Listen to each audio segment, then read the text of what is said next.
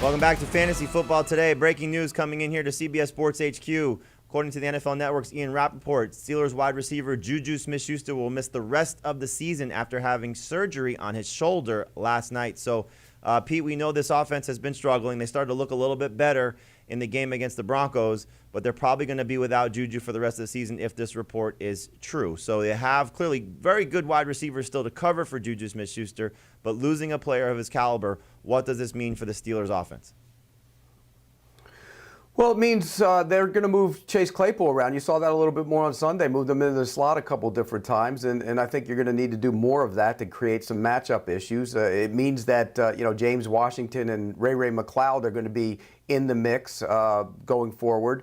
And it also means that for JuJu Smith-Schuster, you feel bad for the guy. He signed a one-year deal, almost a prove-it deal, to go show people that he could be an effective threat in the middle of the field. And he hadn't been that, and the offense has been awful. But he's only averaged 8.8 yards per catch in each of the last two seasons. You are what you are.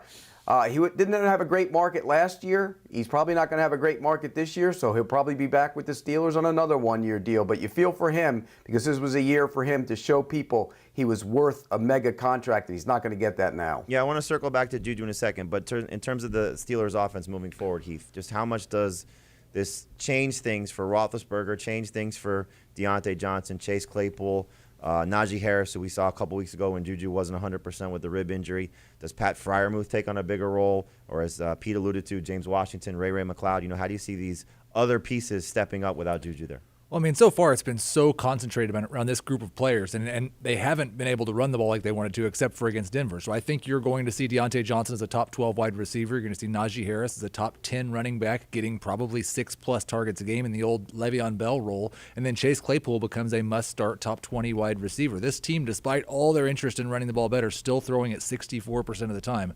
That's a lot of targets for basically three guys. So, Pete, you mentioned the market for JuJu. It wasn't very robust. He had a couple of offers, but he decided to come back to Pittsburgh on the one-year deal. Looking at the way his career started and where it's kind of been the last season plus, how much of it is him? How much of it has been Roethlisberger in this offense? Does he have the chance to, when he's healthy, hopefully the shoulder situation is fine, get back to that young player that we saw the first couple of seasons when he wasn't the number one guy, was playing that secondary role to Antonio Brown? Yeah, and yes. Can he get to that? Yeah, I don't think he's ever going to be anybody who's going to scare people down the field. He's a good guy to have in the middle of the field on your offense. And if you look at his yards per catch numbers, that's always concerning to me. Now, they didn't drive the ball down the field last year at all. You know that. Ben Roethlisberger didn't throw it. The offensive line was a disaster. They couldn't run the ball. This year, they started out that way. And maybe it was a product of that. But again, if you don't scare people down the field, you're a possession receiver. And that's what he is. He's a darn good possession receiver when the offense is clicking. Now, if there's a market out there, maybe somebody would like to take a shot on him. This isn't a major knee injury. It's a shoulder injury. Those are fixable. But I don't know how much there's going to be a market for him if there wasn't that great a market for him this time around.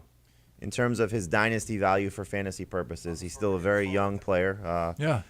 Clearly has a lot left to offer fantasy managers. What's the long-term prognosis for Dynasty League?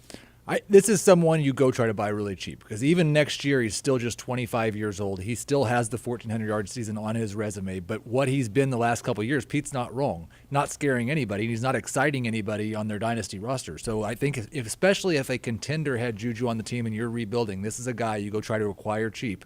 And hopefully next year he's something more. All right, so we'll see what happens with JuJu Smith-Schuster. But again, the breaking news, according to NFL Network's Ian Rappaport, Smith-Schuster had surgery last night on his injured shoulder and is out for the season. The procedure was successful, but we'll see what happens with the Steelers moving forward. James Washington did not play in this game against the Broncos. He would be the most likely fill-in option, but we'll see how much this helps for fantasy purposes. Chase Claypool, Deontay Johnson, Najee Harris, the three main stars for the Steelers. They should benefit with JuJu Smith-Schuster not there. Do you want a sports network that delivers everything that matters about the game? The highlights, the picks, the instant analysis, no yelling, no fake debates, no politics. Hit the subscribe button and never miss a moment.